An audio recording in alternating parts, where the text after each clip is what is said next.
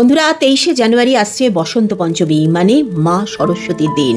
শাস্ত্র বলছে এই দিন যদি কিচ্ছু করতে না পারো, মা সরস্বতী বিদ্যা দেবী, জ্ঞানের দেবী, অর্থাৎ তুমি যা কিছু মনে ভাববে, যা কিছু থিঙ্ক করবে, যা কিছু মুখ দিয়ে বলবে সেটাই কিন্তু এই দিন সত্য হয়ে যাবে। কিচ্ছু করার দরকার নেই, সিম্পলি একটা হলুদ রঙের কাপড় নিতে হবে, হলুদই নিতে হবে, কিন্তু হলুদ রঙের যদি তোমার কোনো ওড়না থাকে এইভাবে নিয়ে সেটাকে তুমি নিজের মাথাটাকে ঢেকে নেবে। তারপর 30 সেকেন্ডের জন্য তুমি তোমার যেটা ইচ্ছে সেই মনস্কামনাটা নিজে মনে মনে প্রেজেন্ট টেন্সে ভাবতে থাকবে।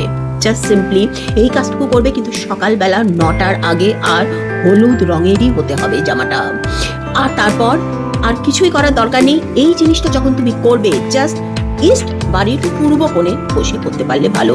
যেখানে খুশি করো, ঠাকুর ঘরে করতে হবে এমন কোনো ব্যাপার নেই। করে দেখো, বিশ্বাস নিয়ে 100% বলছি এটা তোমার ফুলফিল হবেই। কমেন্ট সেকশনে গুড লাক কথাটা অবশ্যই লিখো।